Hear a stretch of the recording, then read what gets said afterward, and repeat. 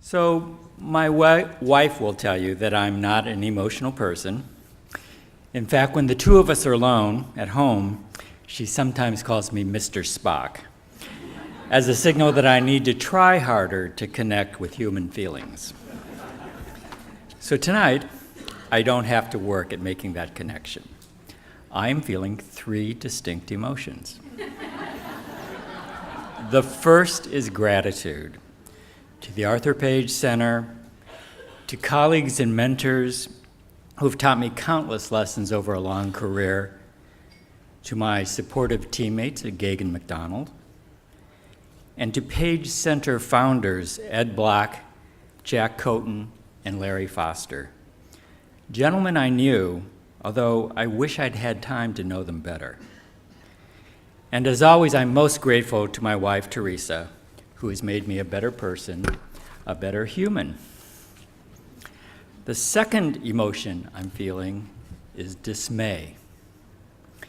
I think we're all here tonight because we feel integrity in public communication is now more important than ever. And why do we feel this way?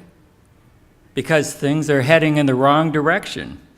It feels like the Titanic is going down.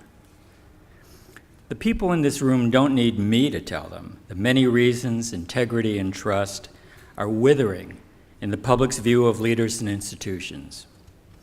After all, we're the ones who venture forth into a worsening communication environment every day.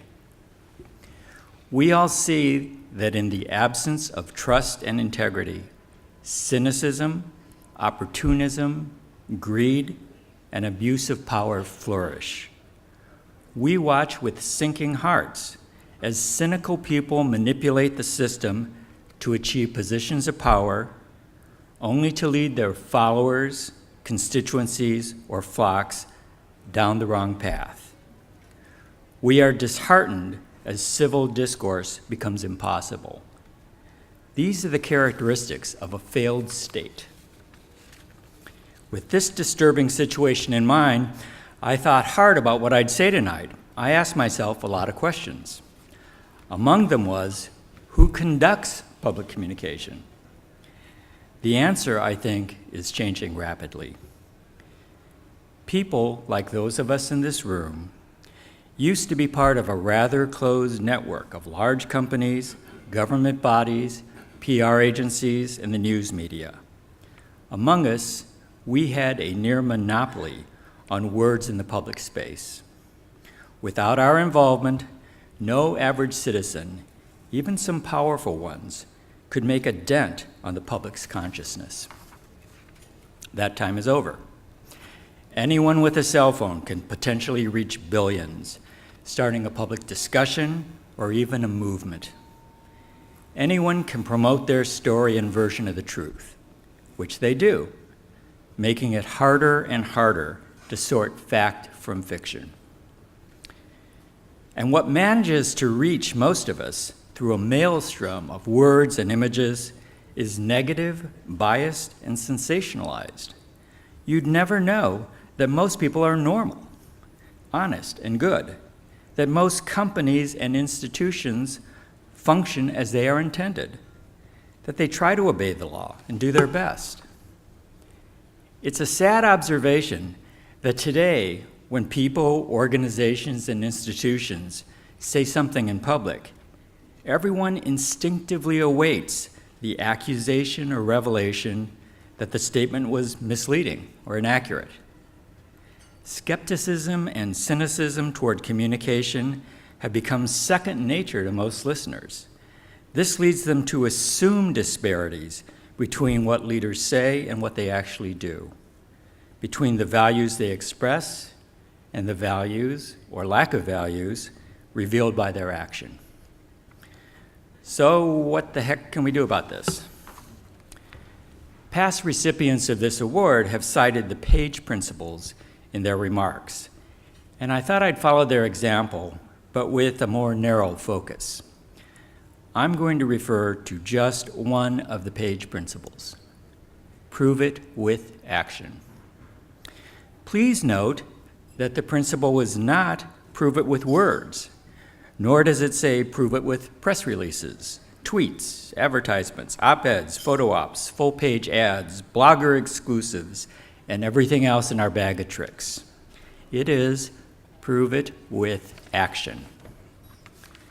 This principle is powerful in its simplicity and insight.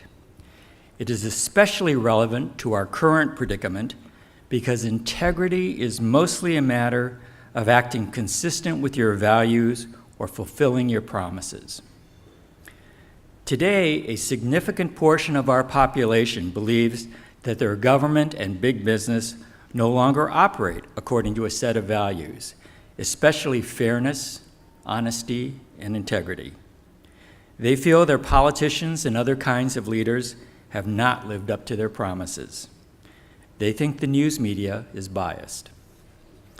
So what can we do about this? Prove it with action.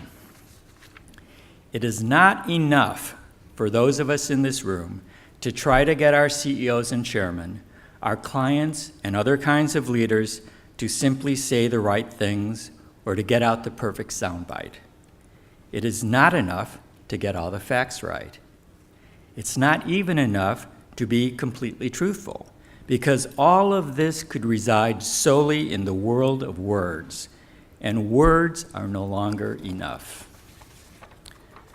The best path forward is for us to become much more open and forceful advocates for better actions by leaders in the public and private sectors, the people many of us advise and influence.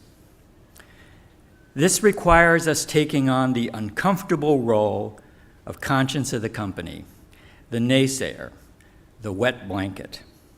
It means we have to take on the entrenched beliefs such as the notion that decisions must be made primarily for the financial benefit of investors, or to win the support of politicians, or to fend off activist investors, or to hold on to key talent even if individuals are behaving in abhorrent ways. We're going to have to put ourselves on the line much more than we have in the past.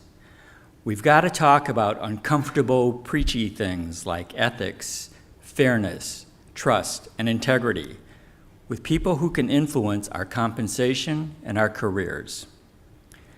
We shy away from being this kind of advocate because we fear eye-rolling and ridicule, or in my case, not because I fear derision, but because I stubbornly maintained that ethical considerations should not be owned by any one function, that they should be of concern to everyone in an organization, not just the communicators. In hindsight, maybe I used that rationale because I was just too busy or just too lazy to fully take on the challenge. Also in hindsight, I wish I'd done more. Now, a few of you may have noted that I did not mention the third emotion beyond gratitude and dismay that I'm feeling tonight. It is hope. I feel hope because something like the Page Center exists, because there are giants in our industry who care about integrity in public communication, and because people really want communications that are worthy of their trust. I feel hope because I know the quality of the people in this room, and I know that if you put your minds to it, you can generate a ripple of positive change, a ripple that may become a powerful wave. I'm at the back end of my career, but many of you are at or near the peak. You have years, even decades, to advocate for the Page principle, prove it with action, to argue that values must be integral to decision-making, to speak truth to power. I believe you can make a difference. Maybe the Titanic won't go down after all. Maybe we'll patch the hole, get the pumps working, and get back on course. I have hope. Thank you for your support of a worthy cause and a worthy institution.